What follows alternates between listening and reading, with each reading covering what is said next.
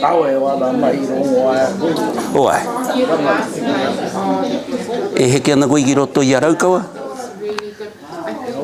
Raukawa, te wānanga o raukawa. Masu ko Andrina ke haere kana I te kite i a koe. Taku tuahine.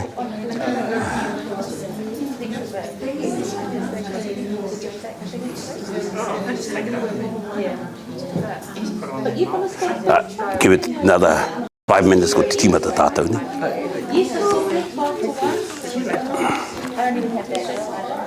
9:54. Hei, wā te ana mua? Ai, mō tēnā me kei kuna, ki tiki tia taku kānu. Tāu e ware, haere mai ki mua. Whakatata mai ki mua.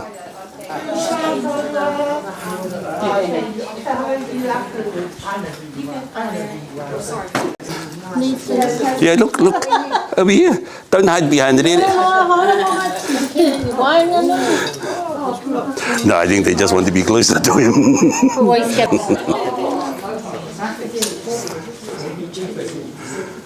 E tēnā he hara whiria, kare a rātou ka tai mai. Kare I te mōhea ki a rā. Tēnā wē. Put my mask on because I don't know you very well.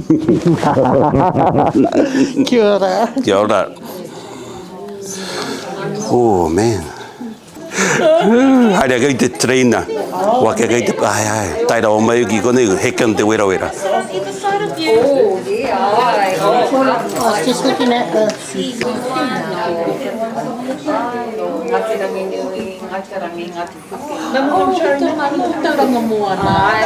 Ngāti ware ware. Kei konei ngati pa. I papa mua. I noho ana, I noho ana mawa. Te hanga nei ko koe nahe ki mua.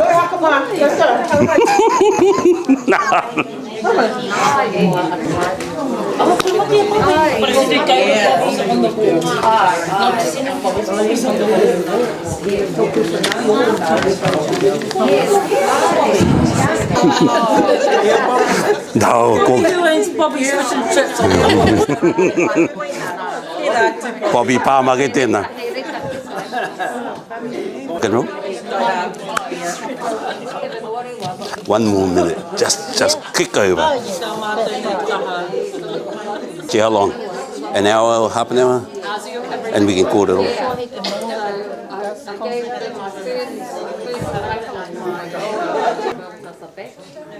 Oh, I'm waiting for that 9:59 to click over.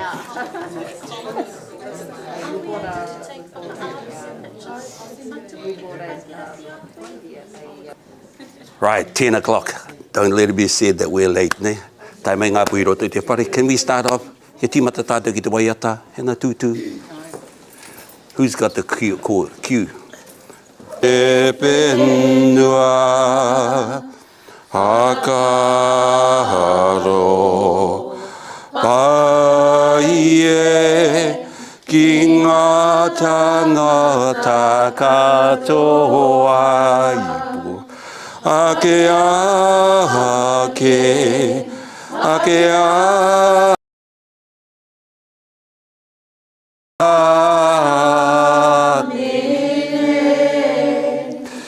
te atua, te piringa,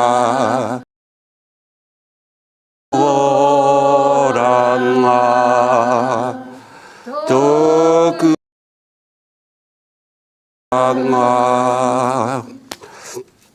Arumai, ataraki tai, e hi ake ana he atakura, he tio, he huka, he hauhu, ti he mauri ora. He no. Kei a koe tēnei wahanga, whakatau a tātou manu.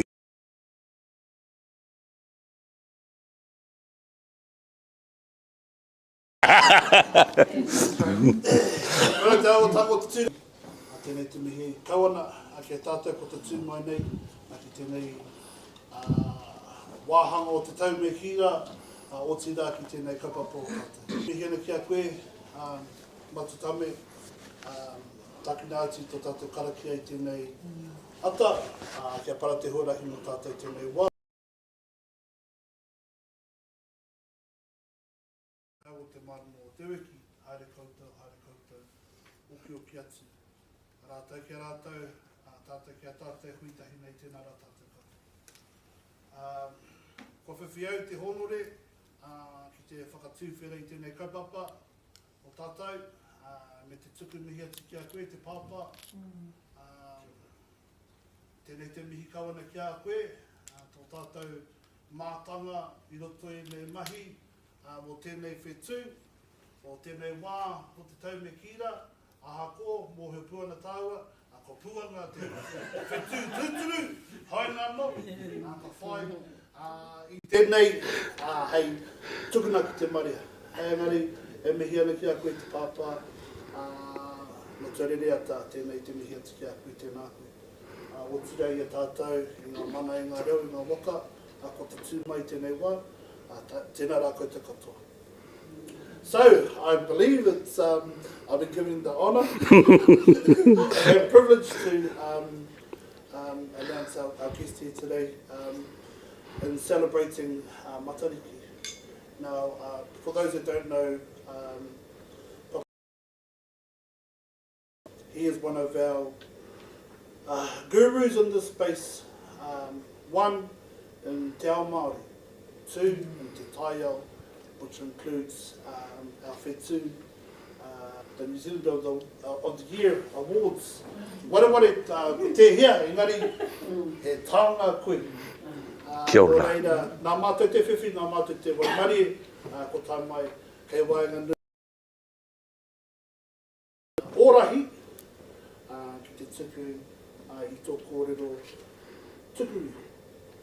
Nō reira, e mihi kawana ki a koe, o tirei a tātou, tēnā rā koe te katoa. E rā loki puka. Kia ora. Kona. Wait.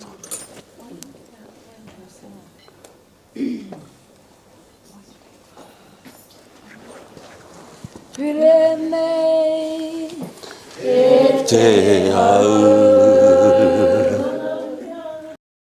ahia e te hua iti pitia Makiha ke ana ora rudaru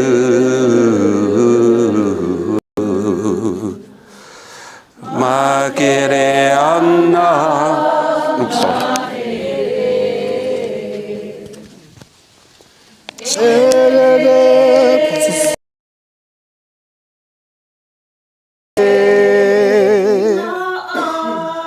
Kinga o te rangi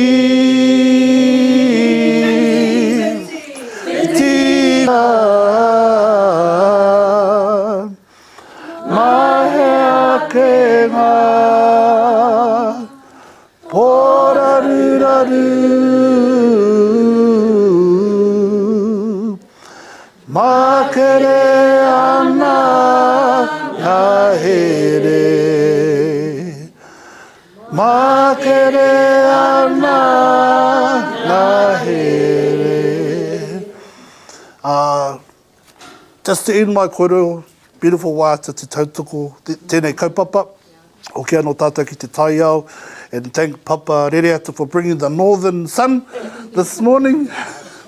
Me hiera kia tātou, kia ora tātou katoa. Ana koe papa. Ana, kia koe te wā.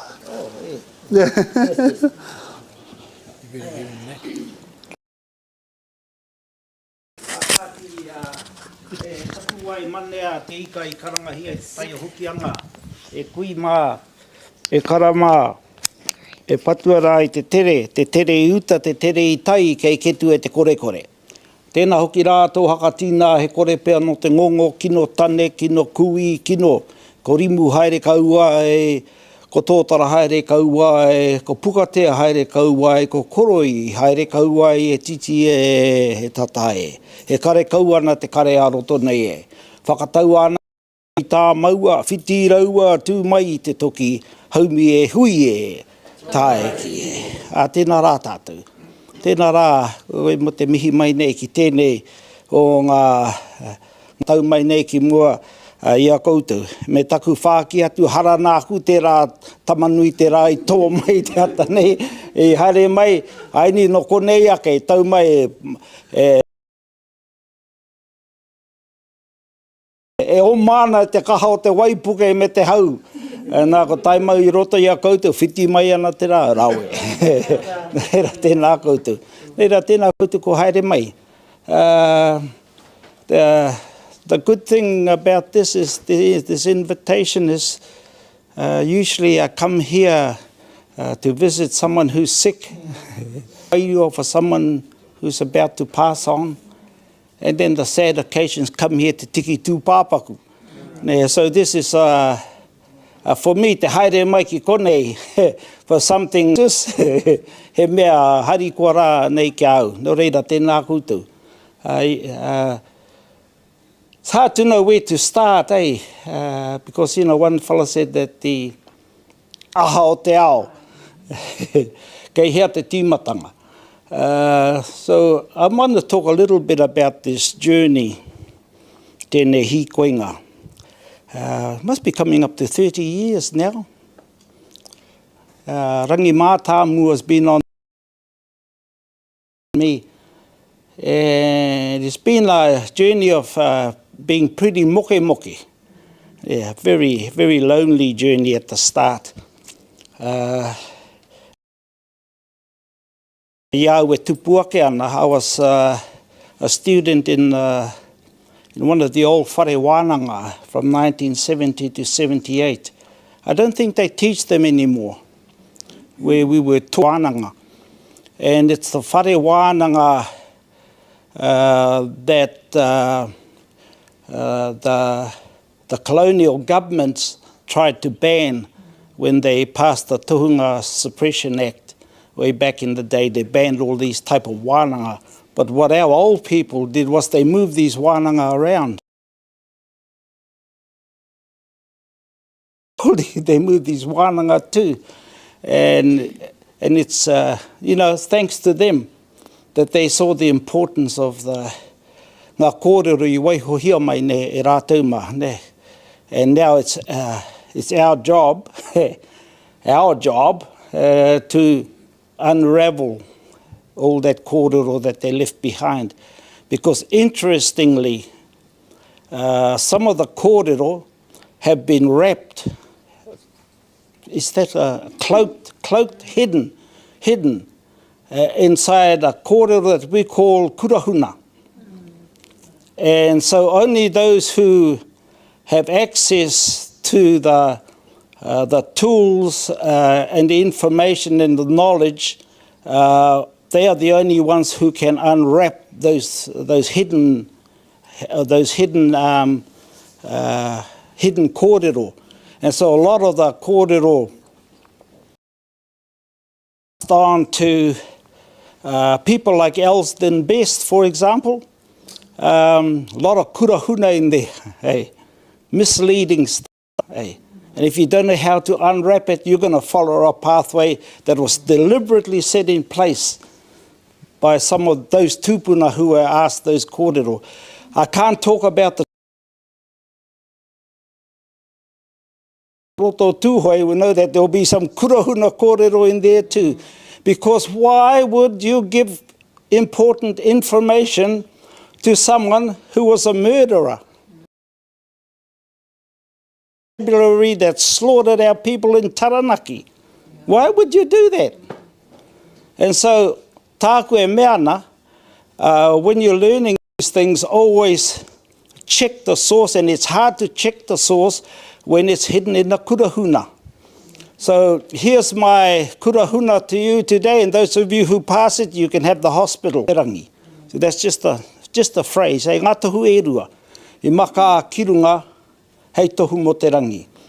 That kōrero, masks e rua, refers to puanga and whakahu kere, when they are in the sky at the same time. It marks a period of time when there will be movement in the waterways. And so this year, that time is the 2nd of September at 5:30 in the morning. So we're sending our locals down into the awa, into the kurutai, hei haere ki te tiro, and to align that kōrero with what's happening on the whenua in the awa. Okay? And my guess is that this year the whitebait will be running a little bit later. But I bring that in because te nuinga o ngā kōrero nei talks about marking time, telling us time, when to do things. Ne? And maumau noi ho, maumau taima noi he te haere ki te rangi tiro whetū, ne? And forget about what activities you actually should be having and putting together on the ground. Ne? So ko tai tātou ki roto I te wāhanga mō tātou o te kāinga ko puanga. There. So the whetū that marks our new year is, I don't like that idea of new year anyway. It brings in all sorts of other connotations. Te aranga o te tauhou. And New Year for us is a little different. When puanga rises, and I used to go out when I was out onto the wharf at Maraitai there, years and year after year after year. The first few years are exciting stuff, when you see puanga rises. Ooh, rawe. 5 years, ooh, rawe. Then after that, it starts to get boring, because ara mai in the same place every year, 5 years, 10 years, 20 years, kei rei roto nu, ne? And it talks about the permanence of time. And time doesn't shift, not like we have it today, when you have daylight savings. So everything we do today is about controlling time. I roto I te ao Māori, time controls us. It tells us when we should be doing things. Ne? So when puanga rises, we thought, oh, Māori, we don't celebrate the New Year because Matua o te kāinga, you don't celebrate anything new without getting rid of the old.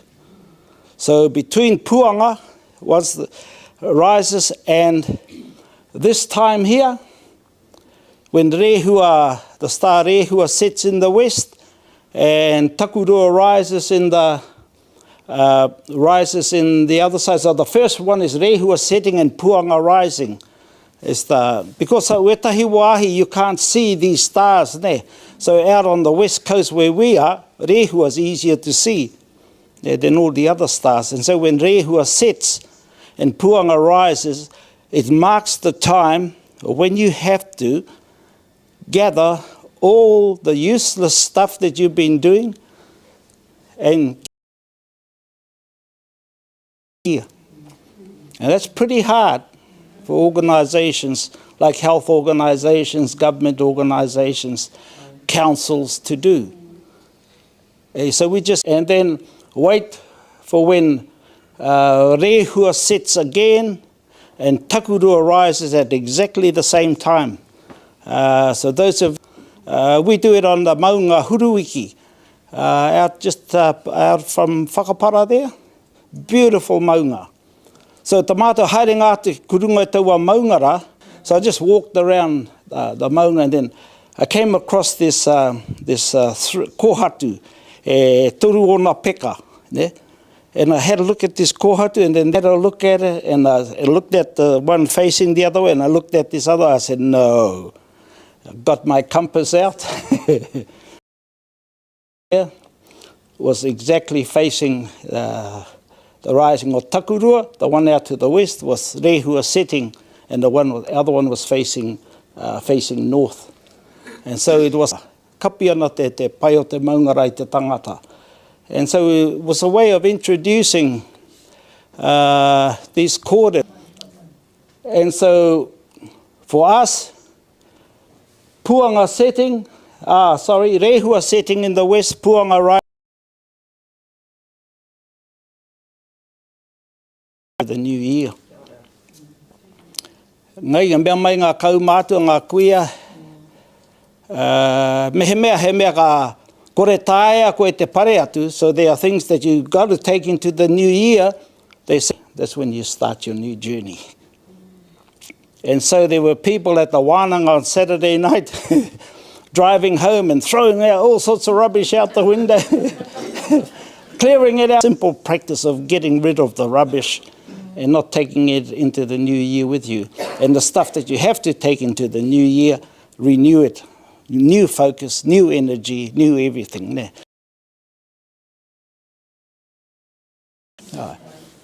So I got a presentation up here, and whether we follow it or not, aua hoki.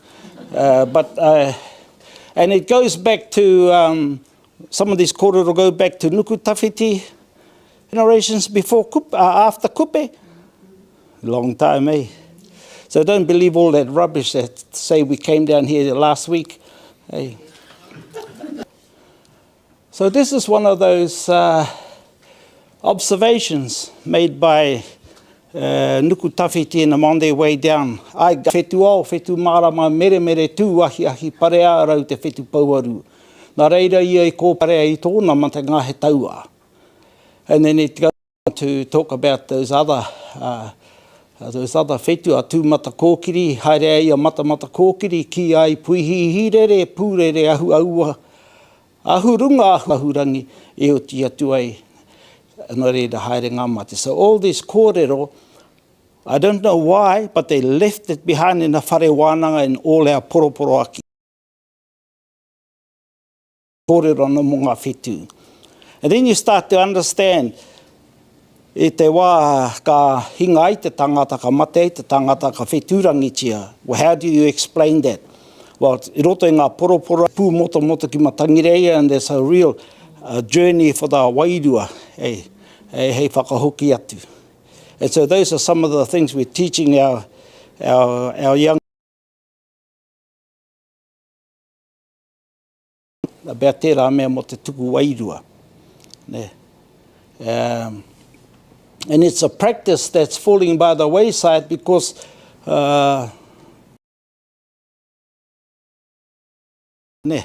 ka waiho hia, ngā tēnā mā tēnā wera tāngata e mōhi atu ai. Our tikanga I te kāinga mo tēnei mahi,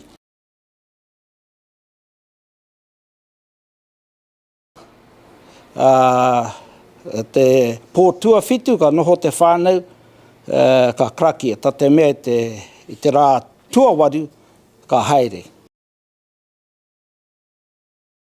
Irua ka haere. Ka hui ngā whānau ki te tuku I aua krakia, te poropora ki ngā mate nei kia haere. So a lot of these are ties into some of the practices our old people. We're coming up to this. We can go on to the next one.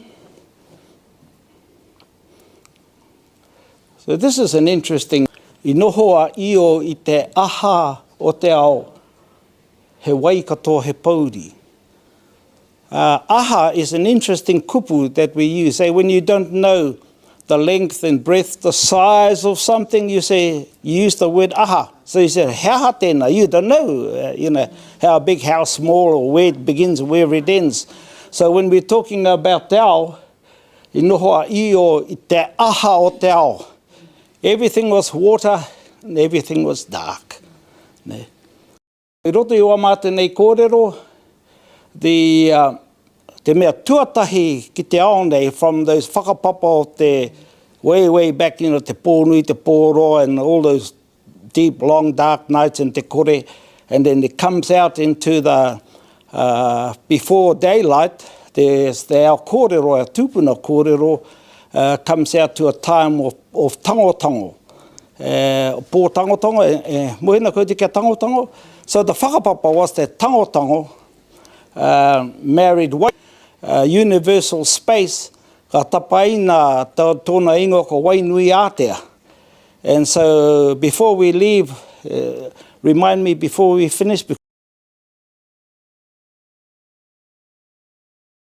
from Hokianga Tamariki, Hokianga Kura, just a few weeks ago, wrote up titoa te whakapapa o te wai, Waiata, and it went viral overnight.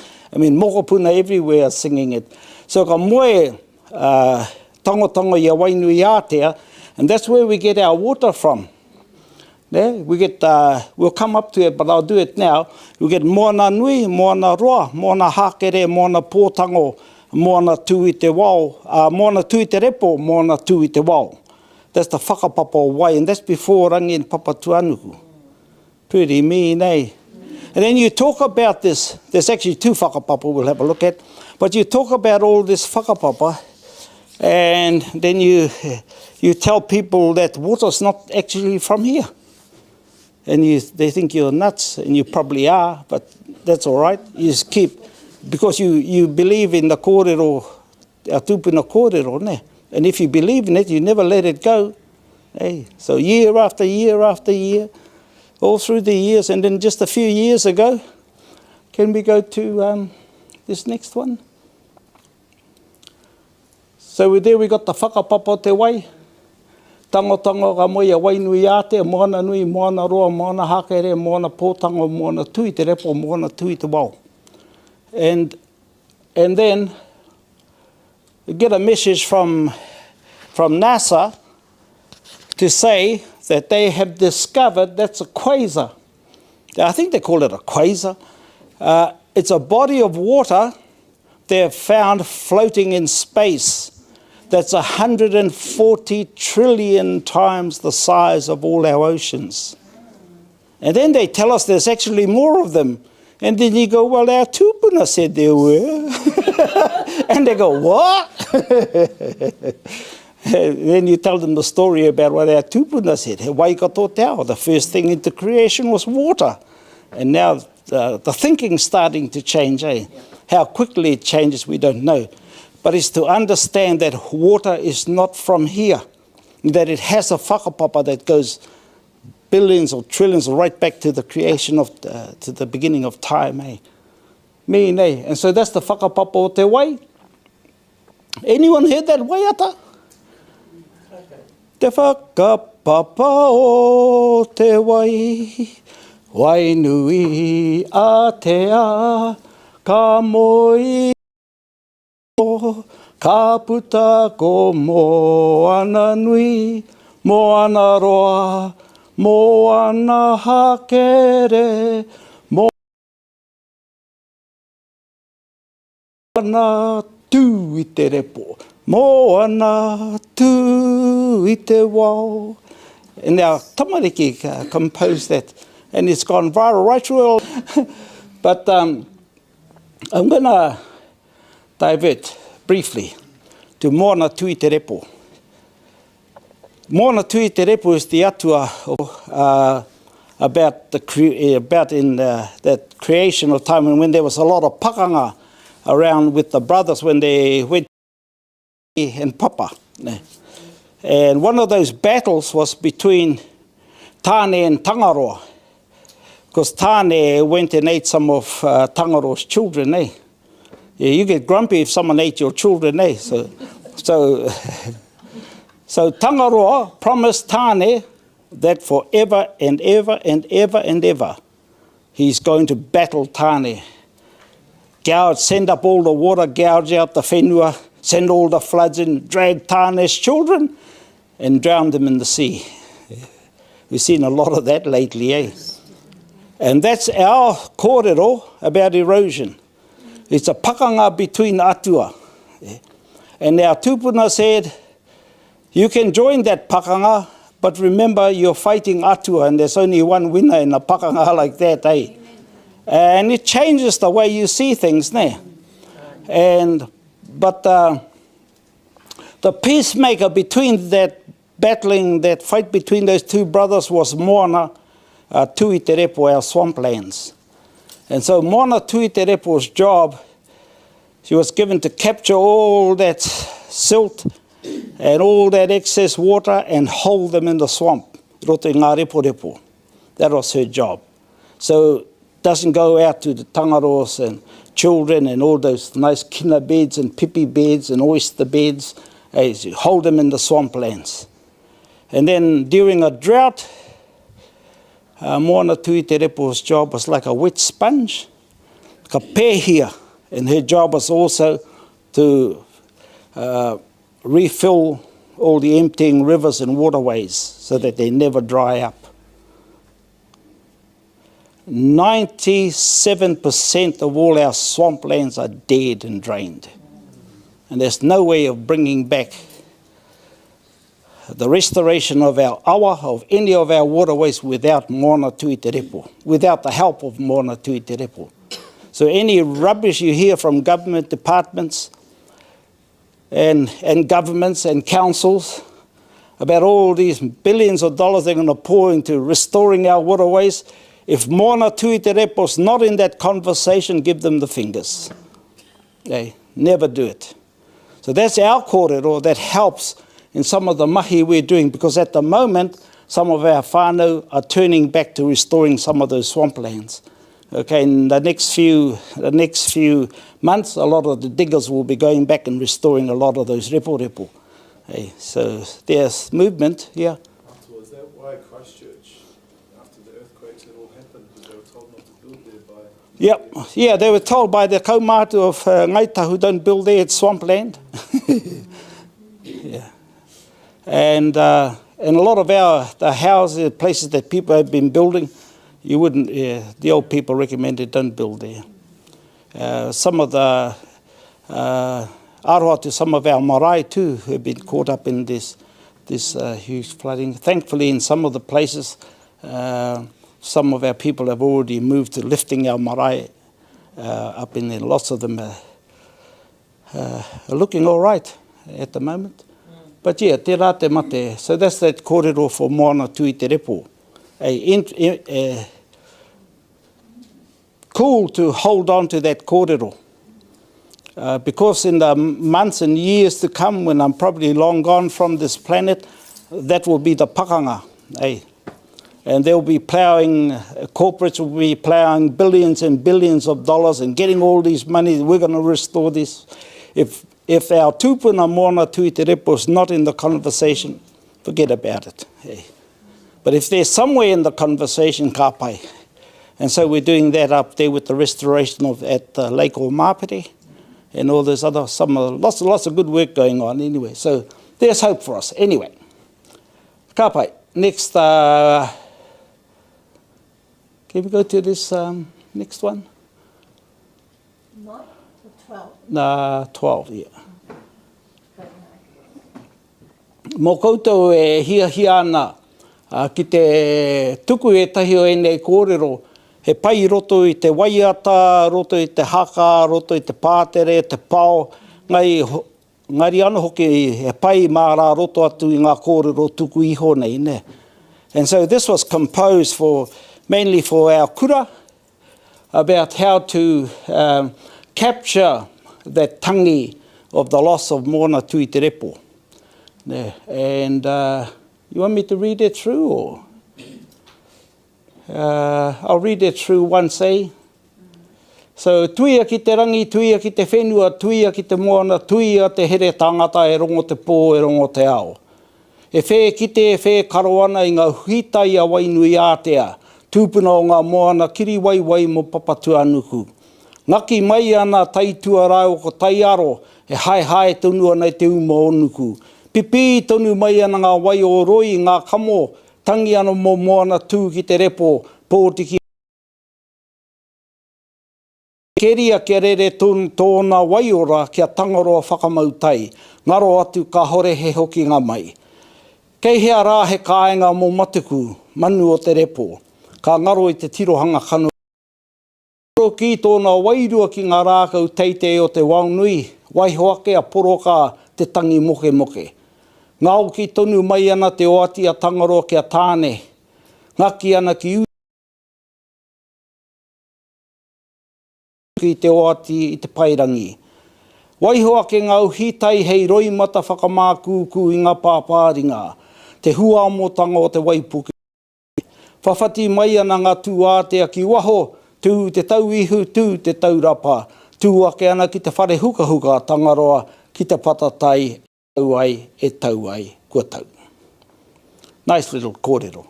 But you can compose your own kōrero. If you want to pass it on to wānanga, on to other people, compose kohi o whakaaro e pāna ki ngā kōrero, ngā whakapapa tuku iho a ngā mātua. 13. Oh, that's part of the... Moena koutou ki te manura? That Britain. Have you heard one lately? Not lately. I've seen one. Yeah. It's got that booming voice, boom. Yeah, but it's coming back in some of the areas where they're restoring the repo. Ne? So hari kona tēnā. This kōrero here, mo hā mui and ue papatangaroa, we'll go to the whakapapa o the Punawai, because there's an important kōrero I would like to leave here. I leave everywhere.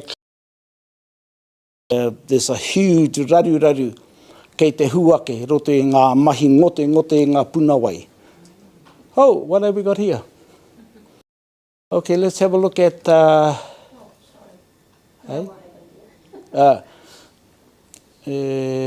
kaupeka o te... Where are we? Kaupeka. Can we go to ngā kaupeka? That's 18. Aroha mai, I'm jumping around because these things were done for, some of them were done for.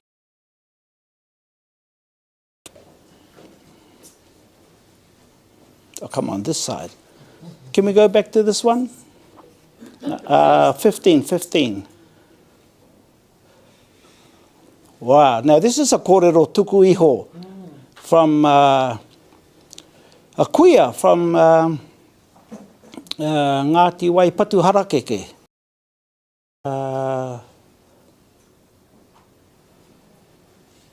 And this came from a kōrero after amazing few wines, and then they started to do these kōrero. And then one of the girls, yeah, our mother and our grandmothers used to make us rake these beaches. And they, yeah, and then the next one dropped the clanger and said, yeah, and it was hot and we weren't allowed to go swimming. So if someone said that to you, what would trigger in your... Rahui. First thing, I wasn't interested in the kōrero, and when she said that, whoops, that's a rahui. I said, are you sure you know why the way was raking those beaches, the long beaches? And they said, no, they just wanted to make us work. I was lucky that their mum was still alive. She was 95. And man, gems, eh? And so I asked her about what her kōrero, what her girls were saying. And why did they make them rake the beaches?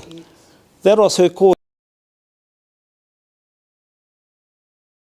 Yo rātou hēki ki te pupuhuka o te tairea, ngā taipari ata o te ōturu o te muramura. And for those of you who study and know maramataka, that's a precise day in the whole of the calendar. And so we knew where it was, so we took some rangatahi from Makiha and some from up north, brought the group together and went and camped on the beach before that. And I think that time was the 5th of December. They're a few years back now, but we took them down to the beach. And then that's where we got those photos from, of all those eggs. Pretty mean, eh? Standing there on the beach after the big parakuihi, because we were celebrating, he said, yeah, got one kōrero tuku iho. And then we said, ka haia nei. Yeah. With all these eggs, so what? What's going to happen? Well, yeah, we're too on i runga te one ra, and I looked up and I saw these. If you understand clouds, and this is the thing, when you're doing taiao stuff, you've got to learn the winds. Like, man, there's over 800 names for winds. There's clouds, and I was standing on the beach there, and I saw what we call sheep. You know those fluffy white clouds? But in our tupuna kōrero is if the dogs are chasing the sheep, which are those fluffy black clouds, if the dogs are chasing the sheep, don't worry about it. All good. They say, but if the roles reverse, and the Oh, and I looked around in front, there were no pigs in the front. So I stood there, nearly 20 minutes. Right behind the dogs came the pigs. They said, Abe, you know that hui we're having at 2 o'clock? Yeah. Oh, can we have it another day? So what's the matter? I said, I'm going home. Because we had this kōrero the night before. Told them to watch out for those cloud formations around that time of the year. So I kōrero he atu ki a rātou the night before, but you'd never remind them. You talk about once, ko ngā mea ka mau, ngā mea kore mau, ka ngaro. And so now I'm going home, change the meeting, all right. 4 hours after me and my mate left that area flooded. Ka waipuke here. That was the answer to what now? Hey? Ka tikina atu e te ua, pātere tere mai te ua, and all those eggs soaked into the sand. Pretty mean, eh? And that also, and it still happens, like even over in Onoke, Hokianga, where we saw those eggs come ashore, and we stood and we said, oh, those clouds are going to come soon. We were stood around and we waited about an hour, tiro haere, and then we saw these ilio uli come up, and then the puaha clouds in behind them and down. Oh, let's get out of here. So we got out of there, and an hour later the rain came down. Hey. Pretty mean, eh? You can ask any scientist on this planet, they would know how to line these things up. Ngari he kōrero I tukuna mai e ngā mātua. Hey, so it's not just learning about the stars, but also about what's happening.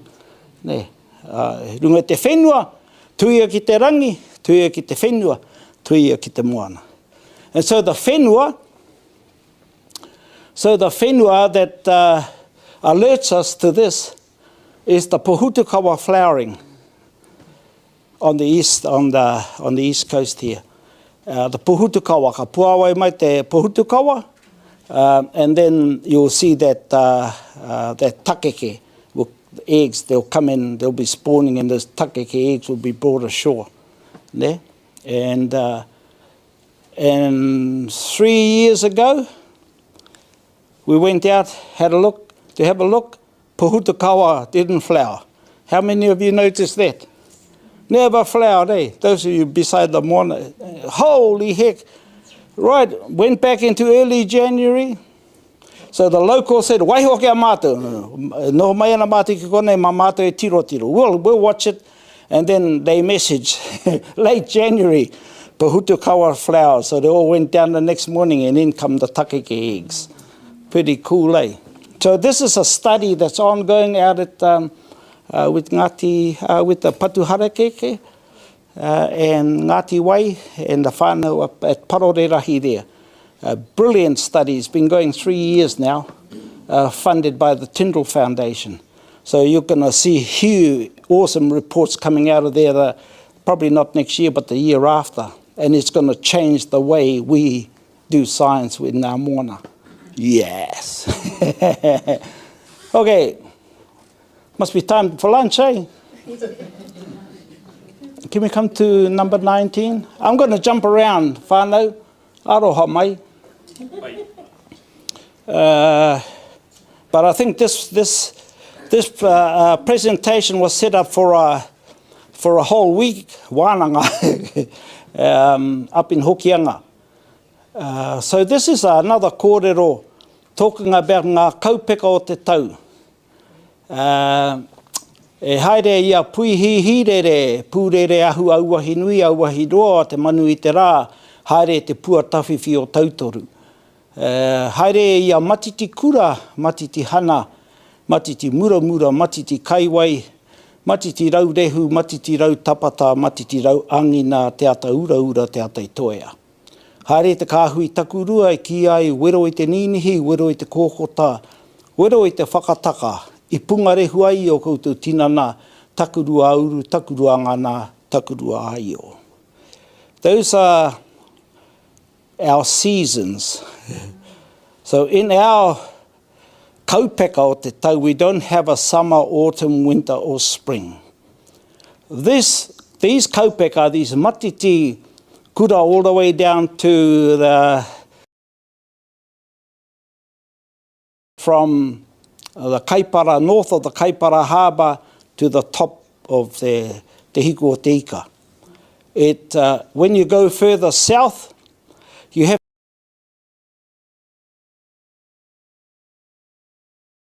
those winter phases. There's 6 winter phases there, but it doesn't have snow, sleet, ice, and all those good things you get down the south, eh? And that's why this is just for north of the Kaipara Harbour. So from the Kaipara down, it changes. Yeah. So go e pō he. So if you're recording this, don't think that that's for the whole motu, eh? Otherwise, ko pērā tātou me ngā academics nei, ne? Yeah, one solution for all, yeah. But yeah, so this is just for mo te tai tokerau. And those matiti phases, those are the matiti kura starts in when those little red berries there, you know, that krakia used at the start. Rimu haere kauai, pukote haere kauai, koroi haere kauai, pukote haere kauai, those are those little red berries. That's the tohu o te kura. That's when matiti kura survive. And those little berries are the ones that taka reo te awa. If you have them planted well, ka haere ki te whāngai ngā ika ki te kuru tai o te moana. But there's a lots of, that's just the upper canopy there. Yeah, and so in that krakia I used, it captures the fact that ko tai ki te, what was it? 2nd of September. So these some of these kura matiti will probably be shifting in. While the tohu tell us that it's going to be shifting a little bit later, and then all those ika will be coming in. But that krakia talks about seeds are going to drop, and all these are going to drop in this matiti kura phase on the waterway. So hurry up and go and get your punga and your kupenga, and ka pāngia koe ki te ngongo kino. So ngongo kino is a old kupu. When you see in the Corso pictures, you know, when the face is all seen.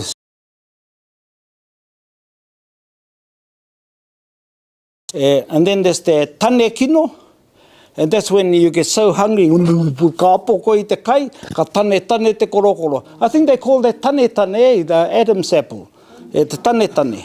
There. Kui kino is to go without kai for a long time, ne? Ka ngaugi roto i te puku. So that's just a reminder that krakia is a reminder. So our tupuna left these kōrero behind in all sorts of places, ne? But this is a pretty mean one, and it's got those kāhui takurua. So we are at the kōkota is when you get up in the morning and you got to go back in the house and boil the jug to defrost your window, your car windscreen. When you do that, yeah, so that I'm hoping that kōkota phase is going to last a whole week or even longer. I'm hoping that it'll be long because we need devastating all the corn crops around. Yeah, so that's why. So I'm not being mean, I just want the hotoke and the kōkota to come in and bash up all those bugs because they can't stand the cold, eh? So tērā te wero i te kōkota. And then the other phases, of course, is when the pua takurua rises. The matiti hana is the longest phase. It's about 3 months, or maybe longer. But forget about months, eh? If you try and align months with these matiti, and that's why you'll go nutty if you try to align the Gregorian calendar with these kaupeka o te tau. So the kaupeka, you look at it as 2nd of December, 5:30 in the morning. Pretty cool, eh? Because we use technology these days, eh? To tell us.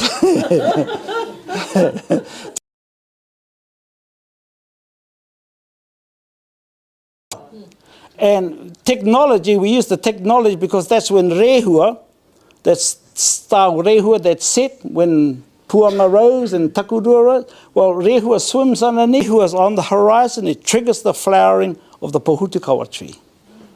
And that's why we can go, ee. But pretty mean, eh, how you can align those sorts of things, eh? And that's what we encourage people to do. Don't just learn the kōrero, learn the practice as well, eh? Ka pai?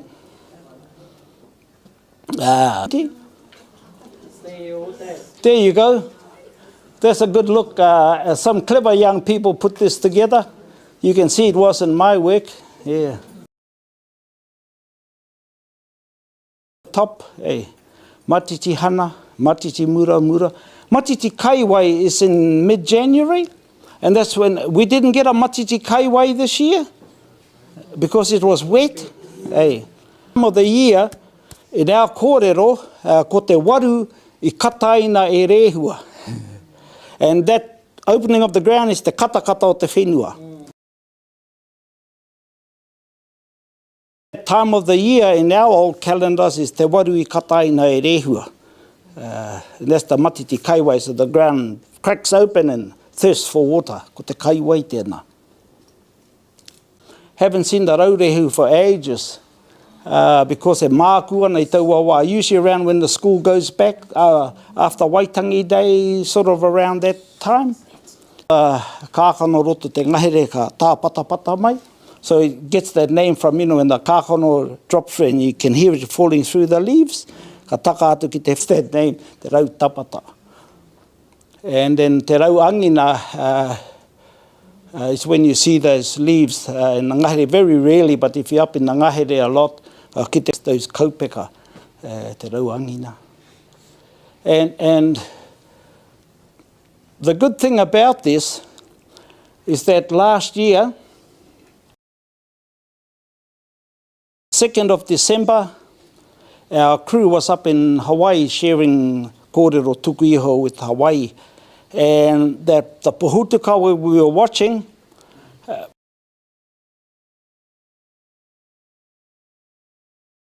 it went west and then south. And then you think, how get the hakamarama? So we went searching into our kōrero ki te uira.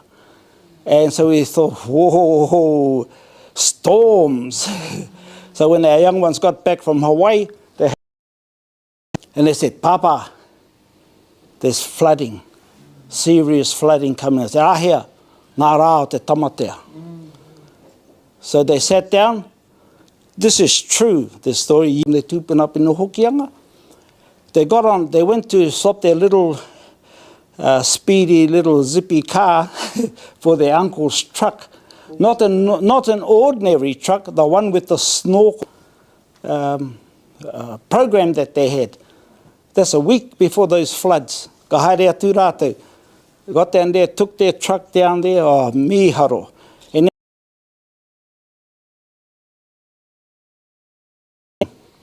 And then tahika patere mai te ua. Then those floods came in. But these tamariki knew way back in December, tiro ana te taia, they knew he raru kei te haere mai. And I'm jumping all over the place here because it's important to remember that universities, I hope none of you are going to university, when they take kōrero tuku iho and they merge it and fuse it and got tī karo here under a Pākehā lens, and that pisses me off. Hey, the university people came up and they wanted to take our tamariki to show them what they were doing in the moana, the tiro, moana, and the what do you want to go down there today for? It's huna. You won't see anything. And they were grumpy, eh? They go and do other things, eh? And they were real grumpy that they had to go down and take these academics, 6 of them with PhDs, down to have a look in a place, and they never saw a thing.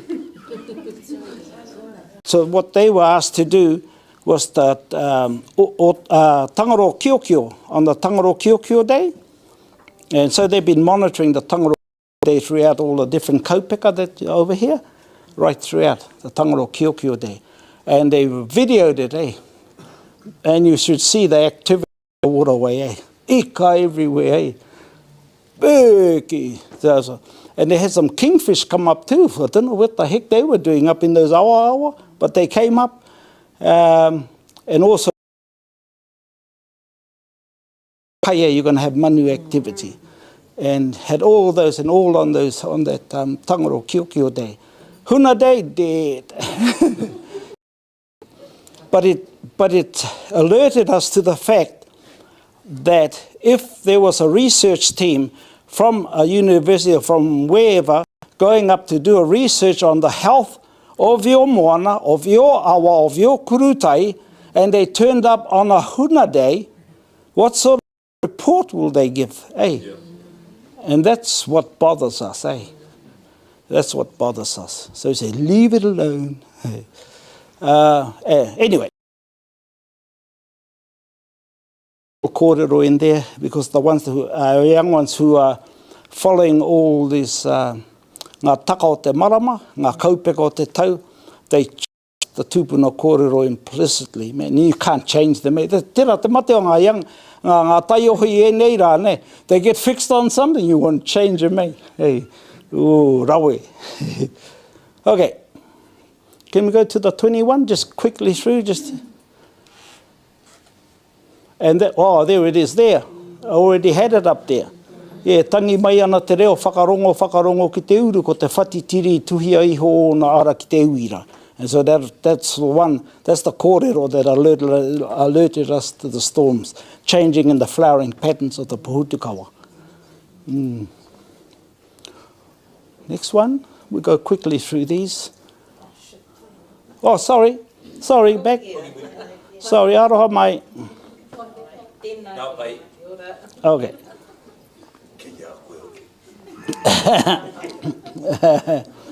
And this is just a reminder about ngā kaupeka o te tau, that different areas can add names according to their own local kōrero. So tukunātu rātu kia kōrero, ne? Don't go out, go, hey, kana wako nei kōrero. They have their own kōrero, eh? And the idea is to, eventually, we're starting Hakaturi ane mate o ua wānanga. So in the old days, our old people used to go around wānanga. So the last one I know of was in the 60s when Henare Tūwhāngai was still alive. So our tohunga from up home came down, and I think at Tauranga Nui Marae, down on the Waikato River, they had a wānanga. And I only bring it up because they crack up, man. Because when you learn wānanga, you need word triggers, ne, to recall the stuff. Because you're not allowed to write anything, you see. So you need word triggers. A word trigger, you never recall it. And so they came back, they were taught this tau parapara by Waikato. So they come home and they got up to Wellsford. They couldn't start that tau parapara. They couldn't remember the word trigger. So they got up to Wellsford to have a kai. They got hungry, went inside, and there was a black and white TV going, eh? And it had the Flintstones on, eh? And Freddie Flintstone comes up and goes, yabba dabba doo, and then all the old fellows said, hey, tapa tapa tū ki te rā, yabba e akauana, hei runga te koti pu, hei runga te koti hono. And you know the funniest thing, and that's because you know at night when you come to test night in the wānanga, they let mau, and then they give you a takina, and then you do that, whera here, then you do that one. Come to you over here, and he says, oh, yabba dabba doo. So that stayed with our wānanga, right through our wānanga was that yabba dabba doo. But just important thing too about word triggers, eh? But also when we're talking about word triggers, all the stuff that we need to protect and look after, we need to go back to employing and using kurahuna. And some of our whānau back home are trying to work out how we hide some of this kōrero. Because with ChatGPT AI that's floating around now, in our riro ia rātou, muka kototia wa tātou kōrero tuku iho. And so there's a team working on it at the moment. Me pēhea te haka hoki mai ngā kurahuna. Next one, please.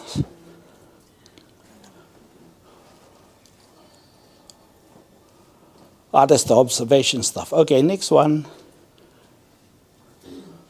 You first got bells like this. So want to have one at the front gate and one of our rangatahi composes. You haven't noticed the moon phases are back to front, but the actual, because when you're doing moon phases, if you start up at Raka Unui, the full moon, the waning moon is in your right, the crescents are in your right hand, and you get down to Whiro, the black moon, and then the crescents rise in your left hand. The waxing moon, it's in the left orb. Yeah, so you have a look at those, they're back to front, but that's all right, it's cool. Oh, tides.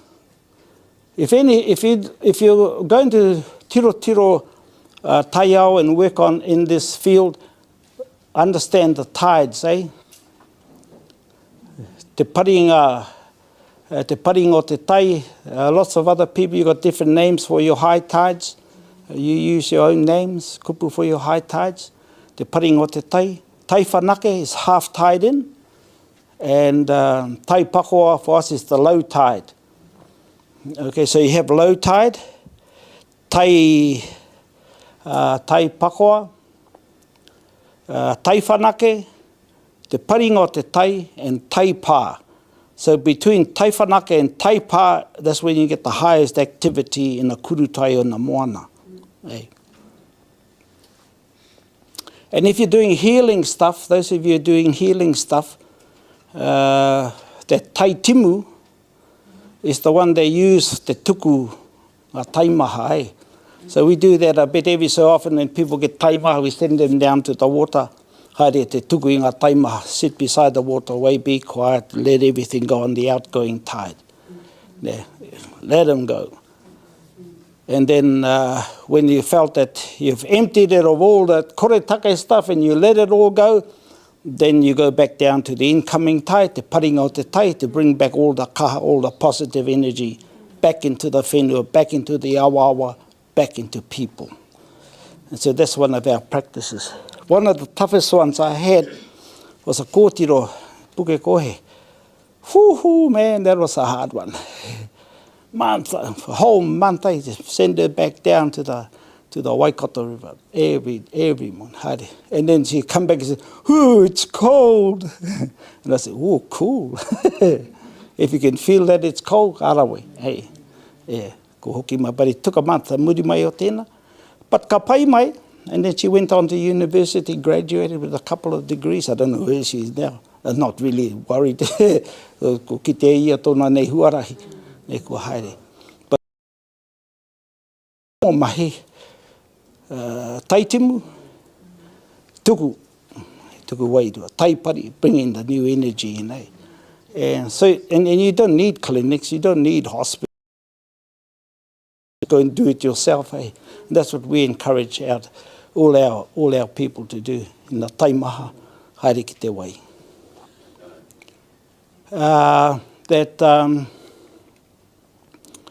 Eggs come ashore over at Ngunguru. Ngā taipari ato te oturu. If you want to go and stargaze, I recommend you go out on... Kei hia tātou ia ene. Are we in Hurai somewhere? We were huna 2 days ago, I think. Oh, 2 days, oh, okay. Yeah, so there's a oturu moon coming up, I tōna atu au in council when I was in there trying to get these practices embedded in some of our tikanga things in council. We said, oh, we're going out 5:30, and that's all I said. Well, of all the, well, I don't know how many, at least 50, 60 people were supposed to be turning up. 3 of them turned up. And the wharf, those clouds would go and you'll see those whetū out there. Got out to the wharf and hey, there, clouds opened up and there were the stars. Sat down there, had a kōrero, and te rerenga tāne is that time of the morning every year when everything's in balance. Hey, pretty cool, Not that many people that have observed it. I mean, we've only been doing this like maybe 30 years at the most. The journey's been awesome though, because now it's embedded in legislation. been a lifelong journey of ensuring that the kōrero that were brought over on our waka in Wen, Nui a Kiwa, they still hold on to a lot of that mātauranga, but also the indigenous people up in America. And so we just had the Hawaiians down here with us, and so there's also a group going up back up to Tahiti and then to Hawaii later on, and also a group going up to J. And Taiwan's also on the list. Some of our people have already been up there, up into Taiwan and places like that, but they're working with indigenous organisations. Now. But tā rātou I mea mai, ako nā kia kaua e ngaro. Teach, and teach the people who want to learn, ka haere mai. You know, I recall when we first started out, you get 1 or 2 people in the room who were interested, and then a few years people, and you go, ho, have we come that far? And then you go home and you thank all your tūpuna, mō rātou nei mahi tuku iho. So, there, the Kumara one, that one there, 28.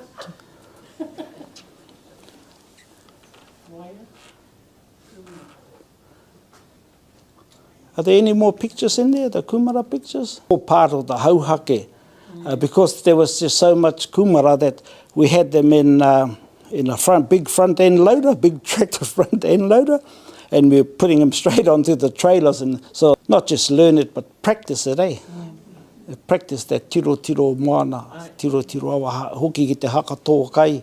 And some of the kumara that came out of that side, they're big. But everyone does that, And you always keep the small ones because they're the sweetest ones, You never give those small ones away, No one does. Heaps of gardens up home now. The boys just sent photographs of some of the mahinga, and some of our fellas are growing peru gardens. They're all being turned over at the moment. And some people give me a ring and say, Mati, you got any peru? I said, yeah. I said, how many do you buy some? And then, because the fellas who are doing the peru gardens, they're growing them. They had the wānanga Thursday night last week, just an update on what they're doing. So they had aimed to get, by this year, 1 million seeds, peru seeds for distribution. They fell short of them, a couple of 100,000 short of 1 million. Man, I'd be happy. And so they've got all these different varieties. And what they've added is we had a little bit of a celebration, cooked peru in all sorts of different ways. And then they brought out the peru vodka, 4 different varieties of vodka made from peru. These are the don't grow too well, and the ones that you wouldn't keep for seed. So there are piles of them, so they used them all and made peru vodka from them. Oh. Yeah, but I can't tell, because I'm not a vodka drinker, but boy, the people who were, they reckon they for 6 different flavours. Yeah. So this is the sort of innovation. All those seeds will be going out to all the growers, along with the knowledge of how to grow and how to store and how to look after them. And so saving peru seeds so they have to be kept in a cool store, otherwise they'll start to sprout out of time. So they're all out now because they're wanting them to start sprouting, and then ka momotu hia ki raro, and then they'll be planted over. Because up there the weather's been so terrible, so they're delaying the planting till August. So hoia wa tātou nei mahi. Now go to the next one. Ka hore heaha I hangātia I ahu noa mai rānei kia noho wehe I tēnei ao, aha kua matangaro ka mōhio te mauri. Man, that old fella, miss that old fella. So nothing was ever created or emerged in this world to live in isolation. And even a hidden face can be detected by its impact on something. Right? The nohotahi tuputahi, the companions, that help things to grow. Not just plants, not just trees, not just money, but people as well. Ne? It applies. And when he talks about matangaro, for those of you who don't understand matangaro, it's a hidden face. Ne? And the easiest one, ne? The hau. And all its variations, all its 800 variations. The wind is a matangaro. You can't see it, but you can detect it, how strong it is by its impact. Into matangaro, and in the space that you guys work in, is matahuna. And matahuna is a little more serious than matangaro. The matahuna, you can liken it to electricity, still a hidden face, but there are consequences if you get it wrong. Okay. And that's the rerekētanga o te matahuna. They deal with that matahuna first, and then the matangaro, and then te tangata, if that makes sense. Yeah. Ka pai ka nui tēnā. Pātai wā koutou? Good. Last chance, any pātai for Matua?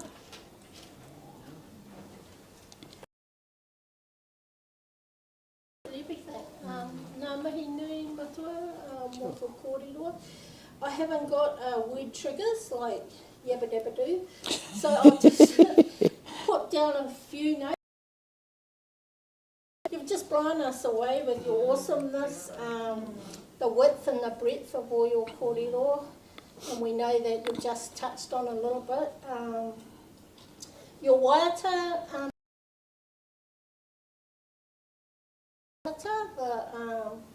te whakapapa o te wai? Yeah, we'll send it down. I think there's versions online somewhere. You can send it down. It's cool. There's two versions, eh? There's another one, there's a pātere as well, eh? Yeah. So what I took from your kōrero, just wrote down a few things. Kōrero to find the hidden gems. When it's matariki and takirua rises and puanga sets, is that the time to get rid of your rubbish? Erosion is about the fight of the atua, tāne and tangaroa. I te repo, the swamps, how we need to regenerate, restore the swamps for our hours. And the whakapapa of wai before Rangi and Papa, that was so interesting, that kōrero. Yeah, and how really, just look at one thing, you need to actually look at the bigger picture. Kaupeka o te tau, the phases, and you brought up the phases for. It's interesting how we just sort of put things in the hospital. We love doing that, putting things in boxes, 4 boxes, you know, summer, winter, autumn, spring. So don't do that, stop doing that. Yeah.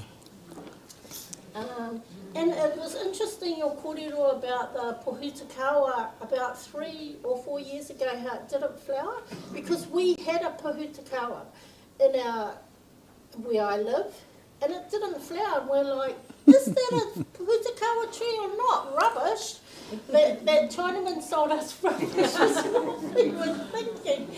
And it didn't flower for 2 years, but it flowered last year. So that was interesting, your kōrero about that.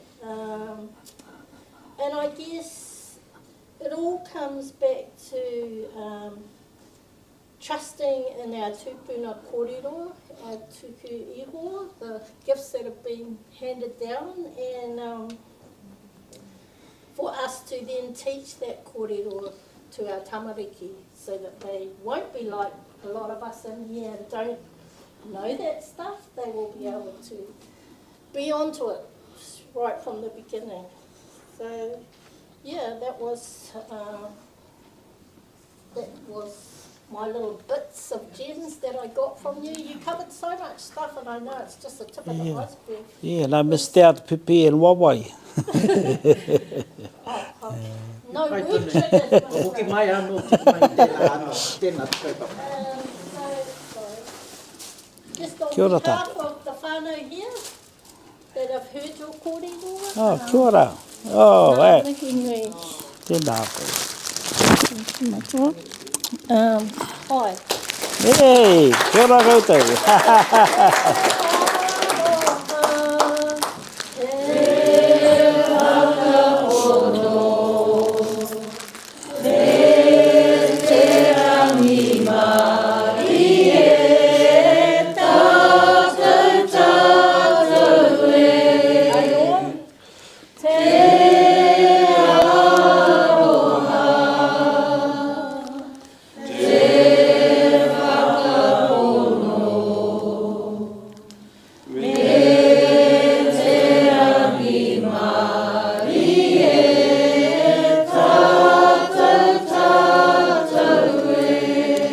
Ko te arahau tēnei kia toko tunu mai i te mana o te rangi e tūnei, kia toka kia māhaki mārire ki tēnei whānau nei e. Pikitia te patu o te rangi e tuhuana koe ko te whiwhinga ko te rawanga, toka anu toka hea rino hea, tohu iwi maire, tohu e kore tāia te titiro, he ko te kū te manu e kore rawe e te kō ira. He kura taka i puna te manu i tūria pātiki a pōne taonga hea ake waiho ana hei tohu i te whānau nei e. He ngaro nei ki roto i te mati kuku ko tēnei hau te tupua te tēni hua te pau te whare.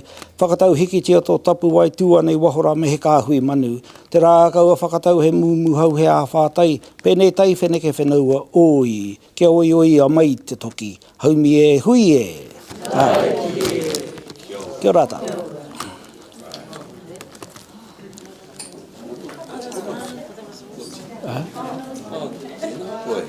Kia ora. O tu wānanga haere nei. Ngā wānanga i kōrero nau.